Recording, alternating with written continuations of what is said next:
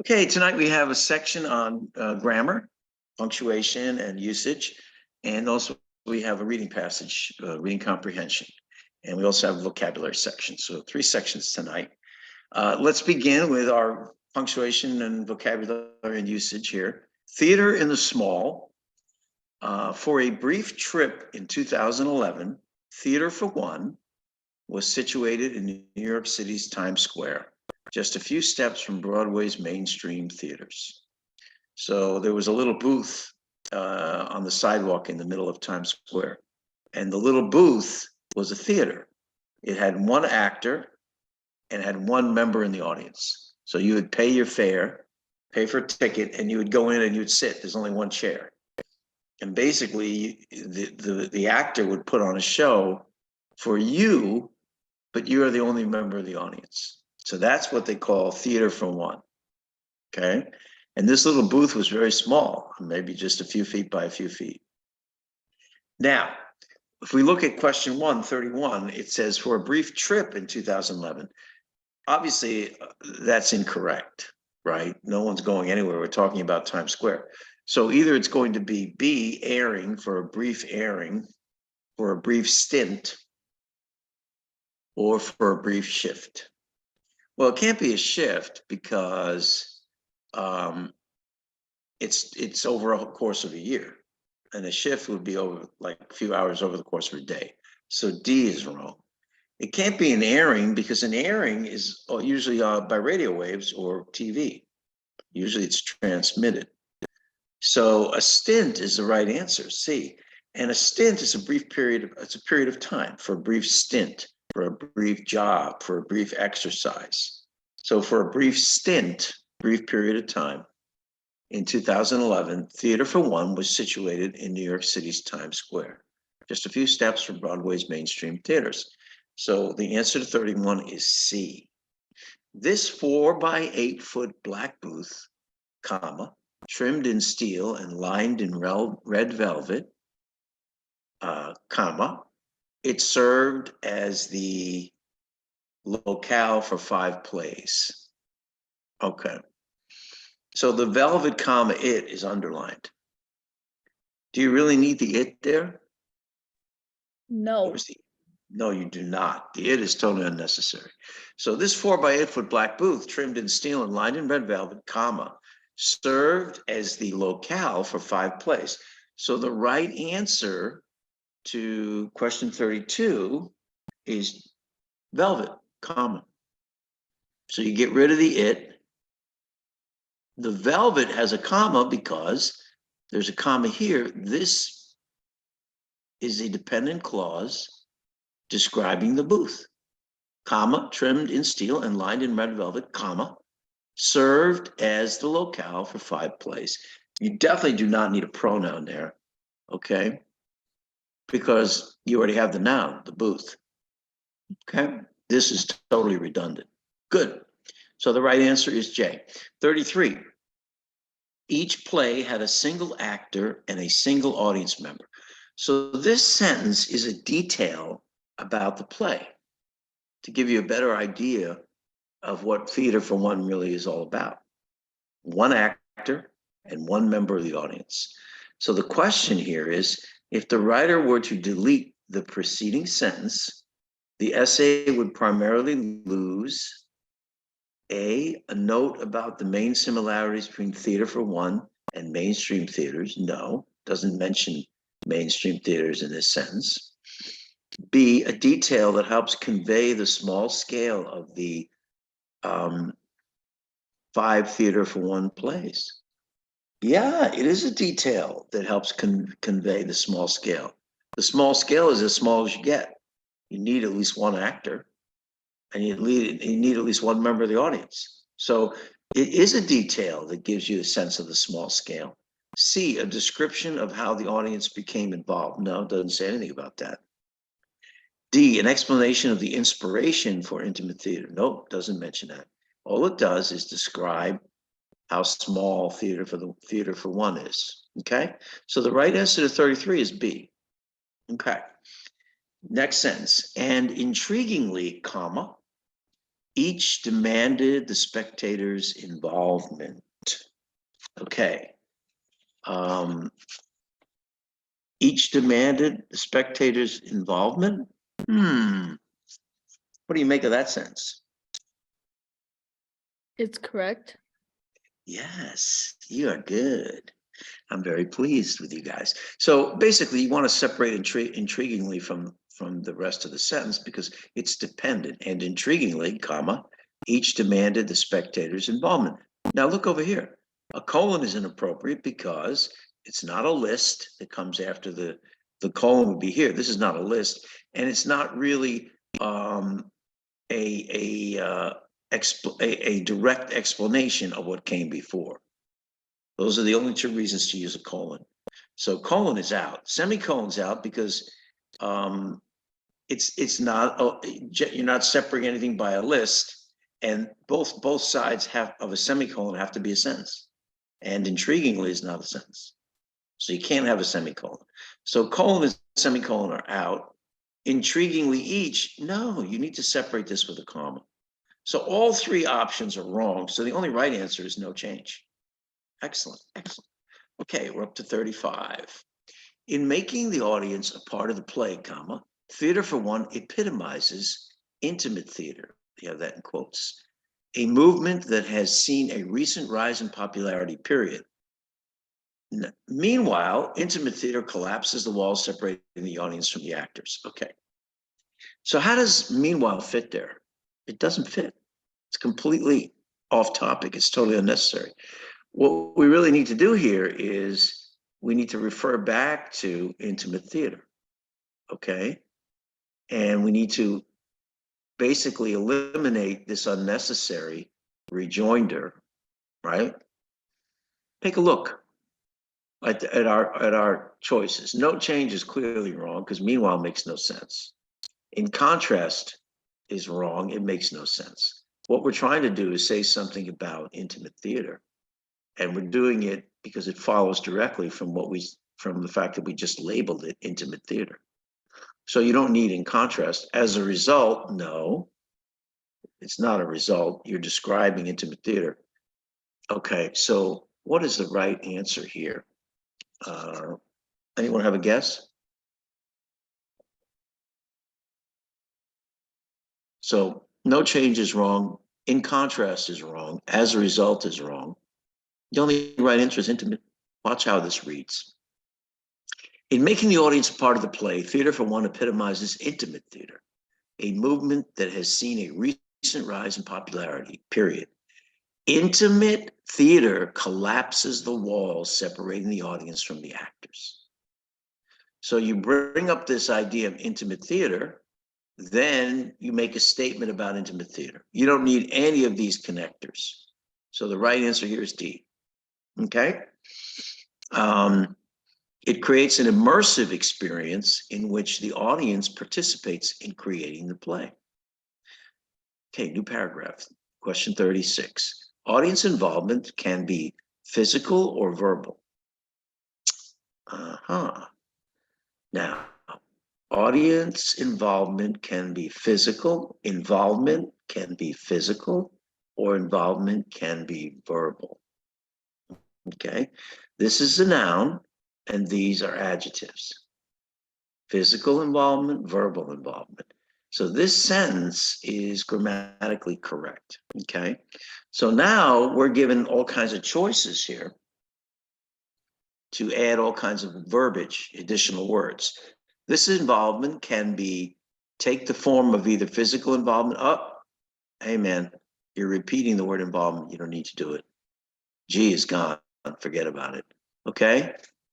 Audience involvement can fall into the two categories of being considered physical or verbal.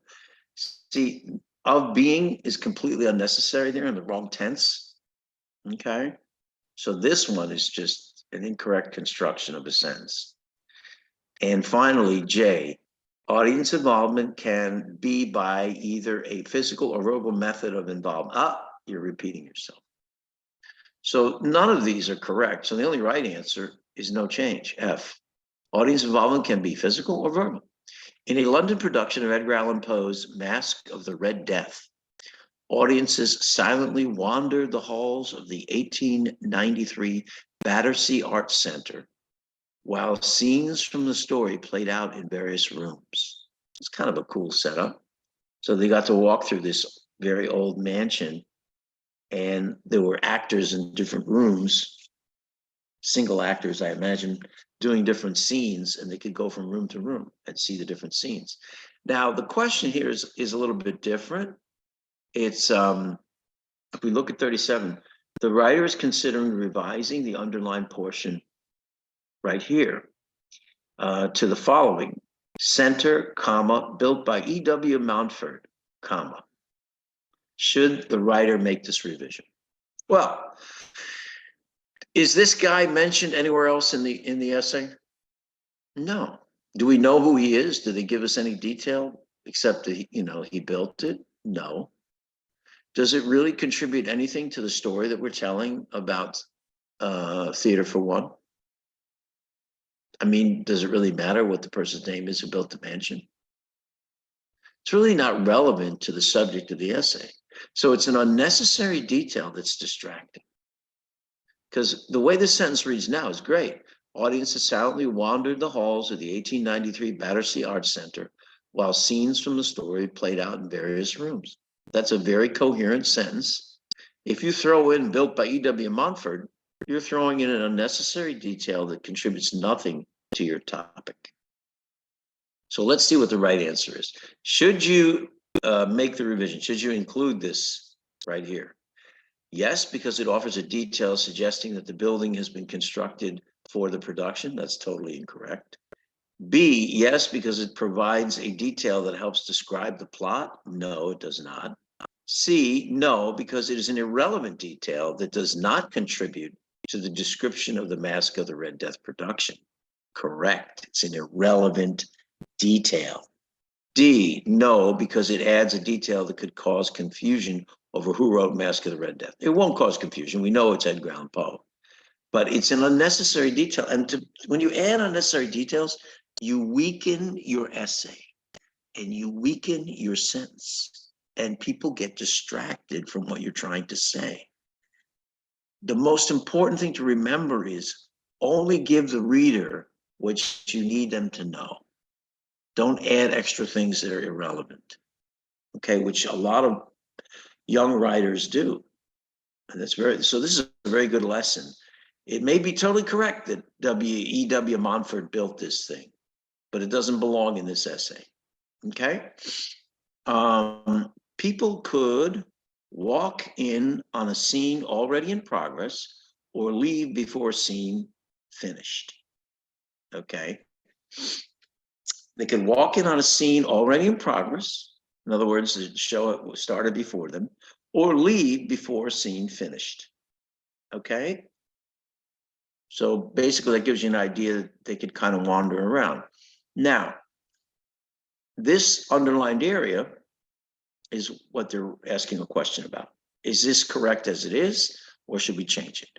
They could walk in on a scene that was already in the process of being performed for anyone who might enter. For anyone who might enter, well, you already said they're walking in. So again, this is terrible redundancy, totally unnecessary. So G is wrong. They could walk in on a scene from the story that the actors were already in the process of performing, okay? If it's a scene, you know it's actors. And you know it's from the story, right? You don't need to say all of that. This is totally redundant, totally unnecessary.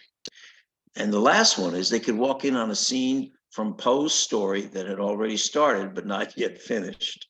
Something that's in progress, you don't need to say that hasn't finished yet. People know that it's already started. It hasn't finished because it's in progress. So the only right answer here, the only one that makes sense, is no change. Okay. 39. Let's see here. A person's show, well, let me read this. Actors drew the spectators in by making eye contact, touching someone's arm, or beckoning someone to follow them to a new location. It sounds like a very interesting play. A person's show, the actor, comma, specifically, comma, quite literally depended on your own particular movements. Okay. A person's show, meaning the actor's show, okay, specifically, similarly, therefore, however. Okay. So what we're doing here is we're basically saying that the statement that this depended upon movements, okay, is reinforcing the sentence that came before. It's a conclusion based on what was said before. Actors drew the spectators in by doing all these different things. So an actor's show, therefore, quite literally depended. Therefore, lets you know that this is a conclusion based on what you read in the previous sentence. So because they do all these different things to draw you in and lead you around, basically, therefore, quite literally depended on, well, it's the actor, it's a third person, not your own particular movements, a third person's particular movements. In this case, you could use his or her, or you could use their, right? Because sometimes it's okay to use their, even though it's a singular third person. But in this case, they offer you his or her. So how this sentence should read is, a person's show, therefore, quite literally depended on his or her own particular movements. So the right answer to 39 is therefore, and the right answer to 40 is his or her.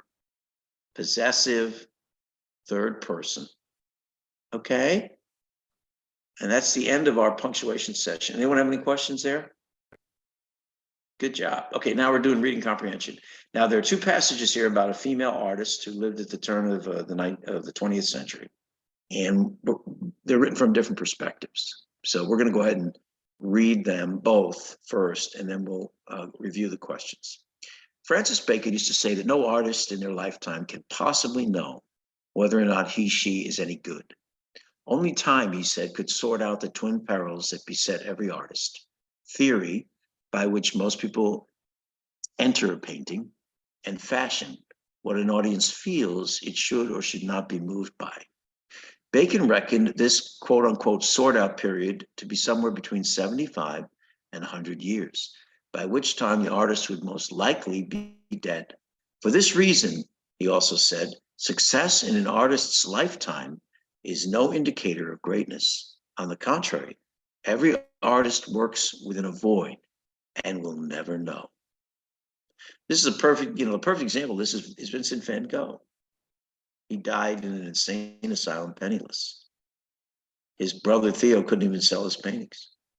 Now Van Gogh is priceless. It's one of the most expensive paintings in the world. But Vincent van Gogh was long dead before he became this incredibly iconic artist, recognized all over the world and highly valued. So he never knew it. And it's true of many, many other artists. Caravaggio, he died a horrible death in a ditch, running away from the police. He had no idea that he was going to be, world renowned, and that his paintings would be in museums all over the world. Now, there are exceptions. Somebody like Picasso, he knew during his lifetime that he was famous and great, and he still is. But he had a very, very long career. But most artists don't know. Okay, in this sense, if no other, the American portrait artist Alice Neel can be said to have been lucky. She can never have had any expectations, because to be a woman and an artist on the cusp of the 20th century was to cast herself into a void. Neel was born in 1900 into a middle-class Philadelphia family at a time when, as Henry James had observed only 19 years earlier, to be a lady was to be a portrait.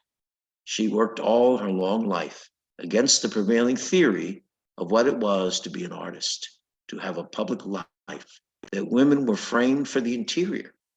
And against fashion, she remained a figurative artist when the rest of the New York art establishment was in the grip of abstract expressionism.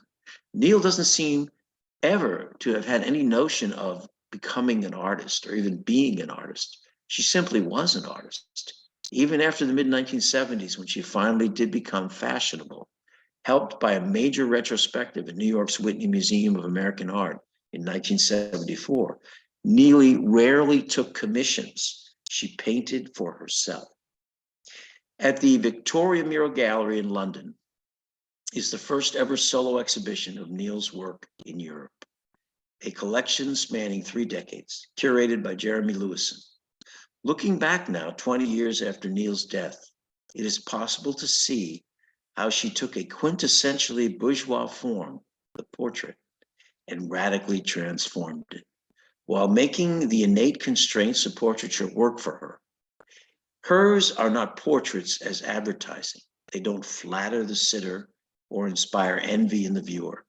You don't look at a Neil painting and recognize power, affluence, beauty. These ingredients may be there.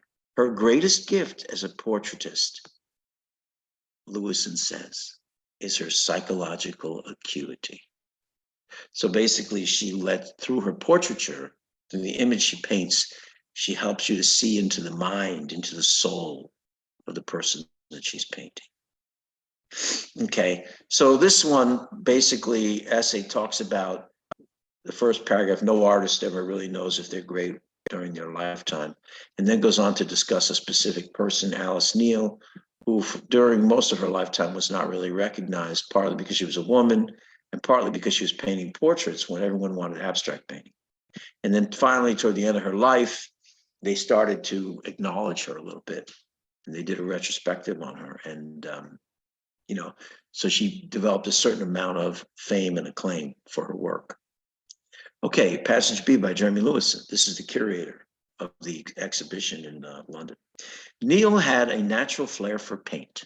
She painted thick and thin, dry and wet, and in the later stages of her career ignored any conventions of finish, rather deciding for herself when a work was complete enough.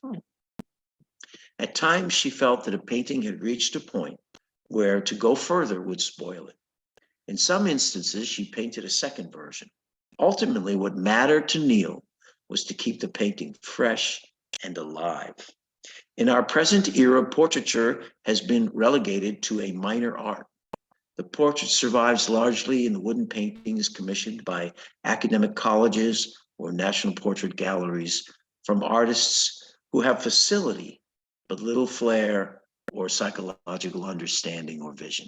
In other words, they can paint accurately, but they can't bring out the heart and the soul and the psyche of the subject that they're painting.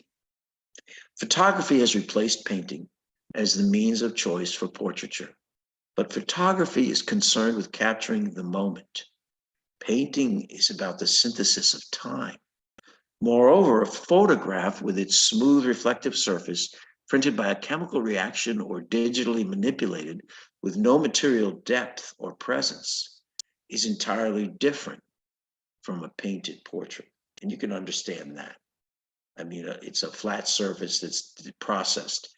Whereas a portrait, you're always adding dabs of paint. You're always adding hints of color, shadowing. You're always changing the thickness or depth of the paint. It's a much more three-dimensional physical process than just a photograph.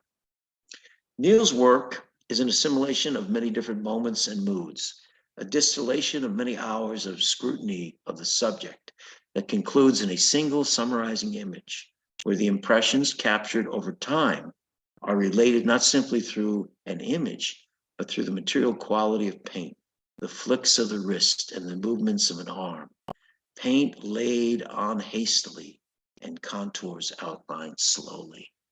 So this is the craft of the portrait artist. Neil's art displays a range of marks made in the service of communicating an image, rather than at the behest of any conceptual program. For Neil is a natural painter and apparently unself-conscious. So she's totally focused on her subject and capturing her subjects both outside and inside. She's not thinking about herself. She's not thinking about the impression that she's going to make. right? She's really, in that sense, truly an artist. Looking at Neal's work now is to see a review of the 20th century in New York. She represents changes in fashion and social mores, racial and gender issues, class differential, political agendas, feminist advances. In short, her work effortlessly reflects a century of change as much as that of any photographer from the same era.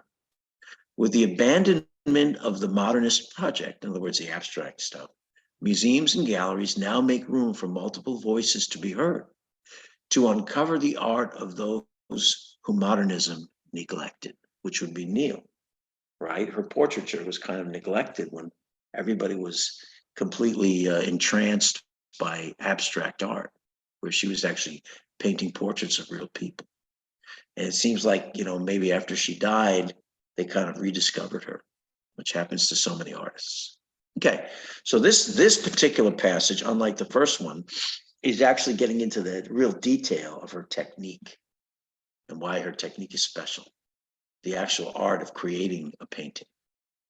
Okay, whereas the first passage talked more about her life and her struggles. Okay, so let's answer these questions. The main purpose of the first paragraph of passage A, so let's go back and look at the first paragraph A. This is about Francis Bacon. This is the passage that says that no artist ever really knows if they're great during their lifetime. They can be successful during their lifetime, but that doesn't mean that they're great. Greatness is only something that can be defined over 100 years, similar to what I said about Vincent van Gogh.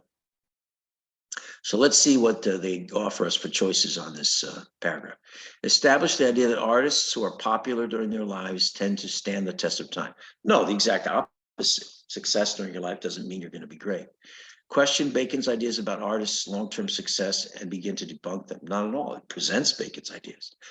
Argue that the artists who manage to satisfy both theory and fashion will likely be successful. D, present a philosophy of evaluating artistic success before considering one particular artist. Okay, the reason that this is not, C is not right, is because he's not talking about success, he's talking about greatness. And he makes a distinction, Bacon does, between success during your lifetime and greatness. So he says, if you manage to satisfy theory and fashion, then maybe you can achieve greatness. But he's not worried about who's successful. That doesn't mean anything to him.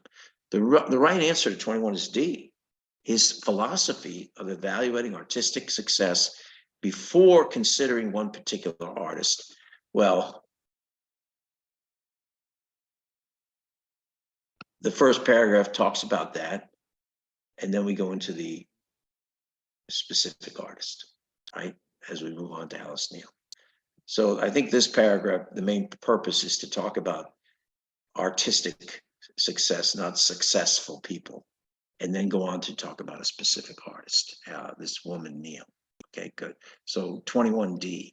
22, when the author of passage A states that during Neel's time, women were framed for the interior, she most nearly means that women were often the subjects of commissioned portraits, expected to lead private lives in the home, thought to have superior interior design skills, ineligible to paint portraits of public figures. So if we look at lines 22 through 23, so we can get context here, it was not becoming for a woman to be an artist, to have a public life, that women were framed for the interior. Okay, they weren't supposed to have a public life, they were supposed to have a life in the home. So the right answer to that is G, expected to lead private lives in the home, not public lives. That's what it means that women were framed for the interior of the home. Okay, 23. As it is used in line 25, the phrase in the grip of most nearly means, well, let's look at line 25 and see what they say. And against fashion, she remained a figurative artist when the rest of New York art establishment was in the grip of abstract expressionism, obsessed with it, involved with it, immersed in it, mesmerized by it. So what do we got as an answer? Missiled by, forced into, immersed in. squeezed by. So C is right, immersed in. Okay, so the answer 23 is C. The art world was just like flooded with this, totally absorbed in this idea of abstract art, and her portraits went unnoticed. Okay, this is about passage B. The claim in passage B that, quote, Neil is a natural painter and apparently unself-conscious is one the author supports by providing information about Neil's instructors and mentors, describing Neil's approach to painting her portraits, including statements Neil made during her lifetime, discussing specific portraits Neil painted. Well, J clearly, he doesn't discuss any specific portraits and he doesn't quote her. So we know that H and J are wrong. So let's look at F and G, providing information about Neil's instructors. Doesn't mention anything about that, all right? So the only possible answer is describing Neil's approach to painting her portraits. And that's exactly what he does in that passage, right? If you look at lines 76 and 77, Neil is a natural painter, apparently unself-conscious. Marks made in the service of communicating an image, okay? Flicks of the wrist, movements of the arm, paint laid on hastily, contours outlined. This is all about technique. That's what he's talking about here. All the other choices are never even mentioned by him, okay? So the right answer to 24 is G, okay? All right, 25. Based on passage B, compared to photographic portraits, painted portraits, now let's see if we can get this without looking back, are worth more money, doesn't say that. Have become the method of choice, doesn't say that. Represent the subject over time rather than in just one moment. Yes, it does say that. And D, are not able to convey the richness of photographs, doesn't say that. So the only right answer is C. And if you go back, it talks about how her work, her paintings are an assimilation and adding up of many different moments and moods, a distillation of many hours in a single summarizing image. In other words, over time. It's exactly what he's saying. So the right answer to 25 is C. 26, the main idea of the last paragraph of passage B is that Neil's work, remember now, she's been rediscovered here at the end. Okay, they do this, she represents, this talks about how through the long course of her career, she painted New Yorkers and other folks, and through her paintings, we began to understand how cultures changed. People's dress, people's fashion, people's attitude, all the cultural changes that occurred during her lifetime. If we look at all of her paintings, we get a sense for those cultural changes, kind of a broad look at history over a period of many years in an American city like New York. And so let's see what choices we get. The main idea of the last paragraph is reflected societal changes. Her work reflected societal changes that occurred during her lifetime. Yes. Mostly depicted the concerns of the wealthy, doesn't say that. Caused changes in public policy, doesn't say that. Prove that painting is better than photography, doesn't say that. So the only thing it does say is that her work reflected in her paintings changes in society over the course of her career. So the right answer to 26 is F. Okay. 27.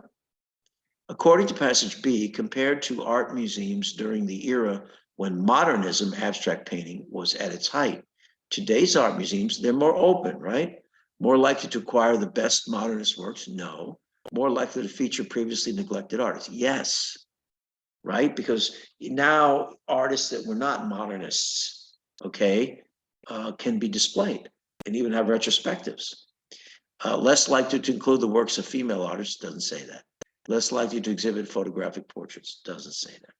What it does say is that artists that were previously neglected are now more likely to be displayed in art museums because they're not totally focused on abstract painting, on modernism. So the right answer here is B, 27B. 28. Both passages are written from the perspective of writers who are F, supportive of Neil's work and want to bring attention to it. Yeah, absolutely. The first passage talks about, how brave she was as a woman artist and all the breakthroughs that she made in her career. The second one talks about her terrific techniques and how she achieved the effect that she wanted to achieve with her portraits. So they're both very supportive. Critical of Neil's work and question her status. No, they're not negative. Neutral in their feelings. No, they both think that she's an important artist. Uninformed about the significance of Neil's work. Completely the opposite of the truth. So the right answer is F, supportive of her work and trying to bring attention to it.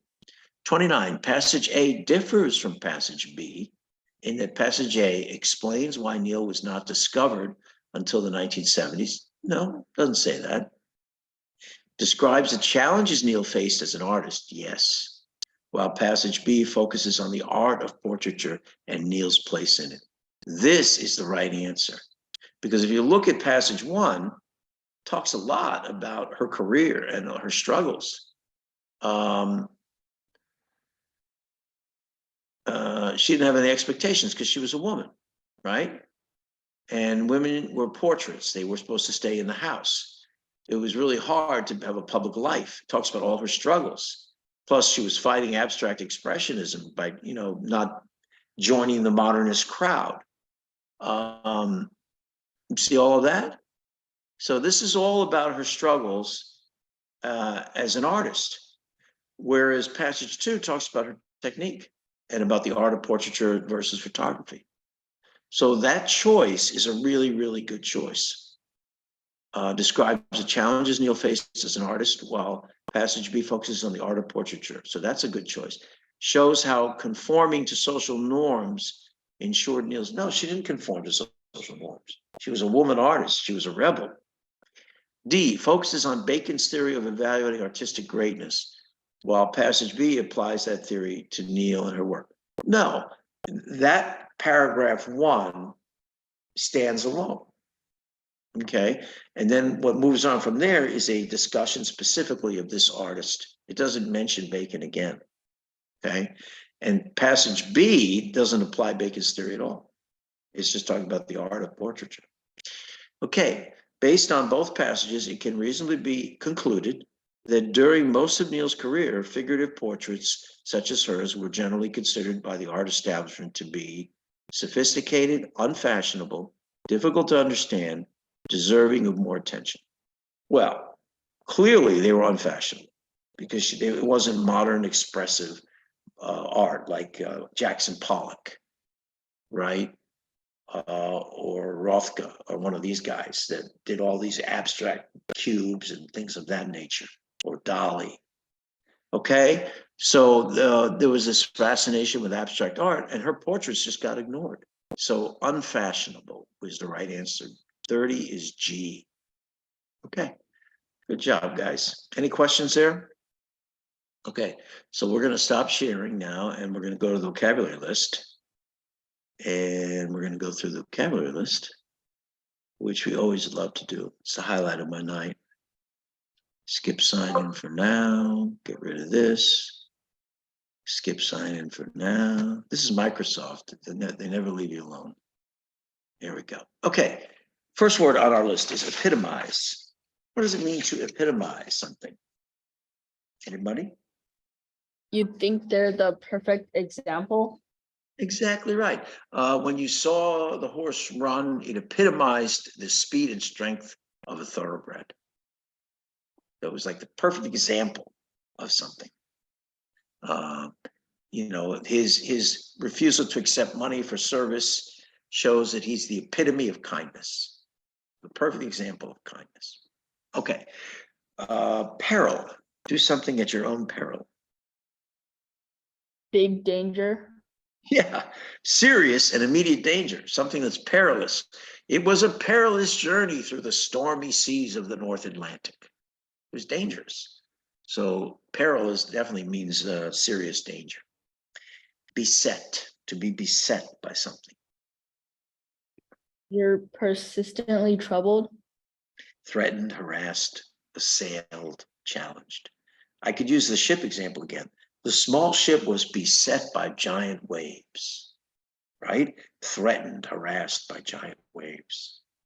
His career was beset by scheming liars who tried to destroy his reputation. So when you're beset by something, it's not a good thing. Okay, number 4, quintessentially. Typically, The most perfect example of a certain type, a certain quality. So here's an example. He was the quintessential gentleman, always appropriate, always polite, always perfectly dressed. Never said a word out of turn, always made people feel comfortable around him. He was the quintessential gentleman. Okay, so somebody you want to turn it into an adverb, it's quintessentially. But the word quintessential is an adjective. Okay, good job. Bourgeois. What does it mean to be bourgeois? That's a very French word. It's not a good. What's that? middle class. Yeah, but it has a very negative. Like if we're talking about the middle class, we could say, the middle class is the heart and soul of any society. They work hard, they raise their children, they pay taxes. So that's kind of a positive view of the middle class. Like they're the heavy lifters in a society. But bourgeois means that you're middle class, but you're very materialistic, very shallow, very into like appearances, and that there's nothing interesting about you at all. So when you say someone is very bourgeois, it's an insult. It means they have no depth. They just, they want to drive the fancy car so everybody looks at them and is jealous. They want to live in a big house. They want to go out to fancy restaurants, and they want to wear fancy clothes so they can show off. That's what bourgeois is all about. It's not a good thing. Okay, acuity. Now, do not confuse acuity with acuteness. Acuteness, A-C-U-T-E-N-E-S-S. Now, this is what happens in the hospital all the time. Okay, people use the word acuity when they mean acuteness. So when somebody is more sick, that means the problem is more acute. So what you want to say is, what's the acuteness of their condition? How acute is it? You don't want to say what's the acuity of their condition, because it doesn't mean acute. Okay, don't make that mistake. So what does acuity mean? Intellectual awareness. Yeah, sharpness, keenness of thought.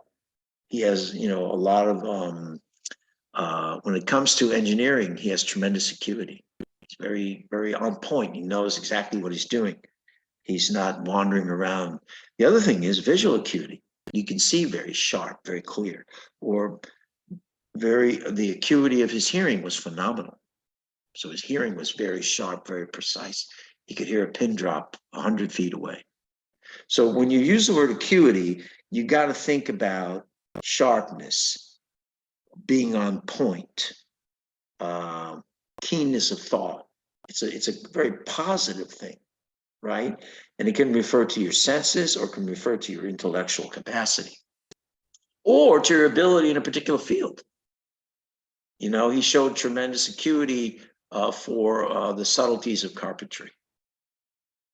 But don't use the word acuity when you mean acuteness. Don't say, what's the acuity of the situation? Will the dam break soon? No, you say, what's the acuteness of the situation? Will the dam break soon? I hope you guys hear me and you don't misuse that word, because I hear it all the time in the hospital. And it always makes me, stop. And I don't correct people, obviously, but it's annoying. Okay, relegate. What does it mean to relegate? You dismiss.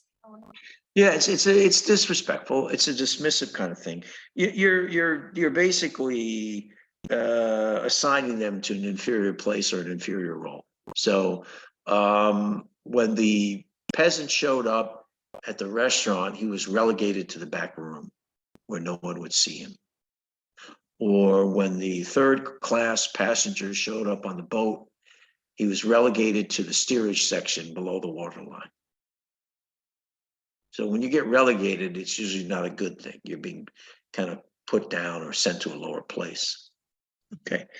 Distillation. That's how you make whiskey and bourbon and rum. So what does it mean? What is distillation, to distill something? You purify a liquid By doing what? The process of distillation. You purify a liquid by what? How do you do it? Heating and cooling. So here's what you got. You got a bowl over a stove or a burner, right? And the bowl is fully covered, sealed, except for a tube that's coming out of the top of it and is coiling around. It doesn't just go straight. It actually makes circles, right? And then it goes down into another empty pot. Okay. Now you heat let's say in this bowl is a mixture of water, impurities, various particulate matter, and alcohol. Which one of those things is going to boil first as you bring up the temperature? Which will water boil first? Will particulate matter start to boil, or will the alcohol boil first? Anybody? water. No, actually alcohol has a lower boiling point.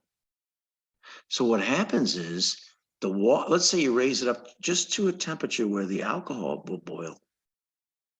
So now the alcohol is going up and it's becoming a gas, steam, right? But the water and the other stuff that's in there, the impurities, they're not coming up. They're staying in solution because they haven't reached a point where they're going to be going into a gaseous form, right? Gaseous state. But the alcohol goes up like a gas, right? And what does it do? It circles through these tubes. And as it goes through the tubes circling, the glass tubes cool it down. And as it cools down, now it becomes a liquid again, and it pours into the new pot. Only what's in the new pot is mostly alcohol. So let's say I don't know, you ferment barley to make some kind of liquor. So you throw the barley in there, which has the sugar, right? And maybe you throw in some yeast, and the yeast acts on the sugar and it makes alcohol, and there's water in there, and there's all this chemicals from the barley. Well, once you distill it, the only thing that really comes out mostly is the alcohol. So what you get is a much purer alcohol liquid in the other pot. That's distillation. And if you go to the backwoods of Tennessee in the mountains, every self-respecting Tennessean in the old days, especially the poor ones, they had a still in the back where they made their own whiskey. Okay, and sometimes they would bottle it and sell it to their neighbors. And generally, it was pretty high potency. It had a very high alcohol content, so they would get very drunk. So that's the process of distillation, literally, when it comes to dealing with liquids. But the other meaning is metaphorical. It is to extract the essential meaning out of something. So let's say, Abby, you do a 2-hour presentation on nanotechnology, and everybody's falling asleep. And then I say to you, well, Abby, give me a distillation of your presentation in 5 minutes. Give me the essential part of your presentation, the essence of it. See what I mean? So there can be physical distillation of fluids, which is used in the lab a lot of times to purify things, or metaphorical distillation of a particular topic or a speech or a presentation. Okay? In both situations, you're purifying something to a certain extent. Good. Okay, flick. What's a flick? It's like a sudden sharp movement. Yeah, flick of the wrist. The flick of the wrist, he painted the stripe on the face or something. Or a flick of a whip. You can flick a whip too. He flicked the whip and hit the horse's butt. So a flick is like a sudden movement of the wrist or of a whip or something like that. Okay, behest. At the behest of. A personal request. Yeah, at the behest of the lady of the house, the butler cleared the room. Yeah, basically at her behest. She requested something, she gave instructions to the butler. And at her behest, at her request, he did what she asked him to do. Okay, so now we're going to break down two words. One is distillation, the other one is acuity, right? And you know, these two words are very cool words. So dis means apart from. Stillare in Latin means drip, drip, like drip, drip, drip, drip, like you'd see in a still, when you're distilling a liquid. And then tion at the end of distillation means related to. So to drip apart, related to dripping apart, that's distillation. And I already explained to you what that process is and why it makes sense, right? Stillare is to drip, dis means apart. So when you're separating something out, it's dripping apart from the rest. And then the tion ending always means related to. So distillation is related to something dripping apart, separate. Okay? Distillare shun. Good. Now, acuity is from the Latin. Acquere, A-C-U-E-R-E, acquere, which means it's a verb in Latin, to sharpen. Acuitadum means sharpness, right? And acus, A-C-U-S, is a needle in Latin. So remember we talked about very keen, very sharp. Well, it comes right from the Latin, acquere, to sharpen, or acuitatum, sharpness. And then, of course, a needle, acus, is sharp. So let's think of, I love it now. Let's think of modern English words that use acquere, that this concept of sharpness that we see in the word acuity. What other words can you give me that use that root, acquere? Any other words you could think of in English that would start with ACU or AC that would mean some kind of sharpness? Okay, I'll give you one. Acupuncture. Acupuncture is the sharp, precise placement of a needle, right? And it's right from that word, acquere. How about accurate? Accurate. You fire an arrow and you hit the target. Boom, you are accurate, very sharp and focused. How about acumen? When you have acumen, that means you have tremendous skill and ability, very keen mind, right? His acumen for engineering was tremendous. So we see this word, this beginning of acuity, the ACU, from the Latin acquere, to sharpen. We see it in acupuncture, we see it in acumen, right? And we also can see it in acme, the acme of someone's career, the point, the top, the peak, the sharp peak, the acme. Again, there's no U there, but it's from the same Latin root, acquere. And believe it or not, what's the name of the mountain in Acropolis, the mountain in Greece where the Parthenon is located?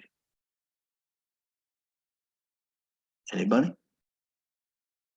The temple of Nike is there. The Parthenon is there. There's the royal gates are there. All these beautiful buildings. It's in Athens. Does anyone know the name of that hill, of that mountain? It's called the Acropolis. Starts with an AC. And AC again means the peak, the top. So here's this mountain that peaks up sharply above the whole city. And they call it the Acropolis, which tells you that the Latin acquere probably comes from the Greek. A lot of Latin does come from Greek. But I want you to remember this, acquere, and think about acumen, acupuncture, accurate, acme, and Acropolis. Okay? And that's our etymology lesson for today, ladies and gentlemen. And I think we're done. Anyone have any questions? Make sure you review these words and memorize them. And I always tell you this, use them in a sentence. Try to fit them into your conversation. We're going to have you talking like professors. When you run around and you use a word like quintessentially or bourgeois or epitomize or acuity, that's cool stuff, right? It improves your communication. Okay, guys, God bless. See you next week. Take care, everyone.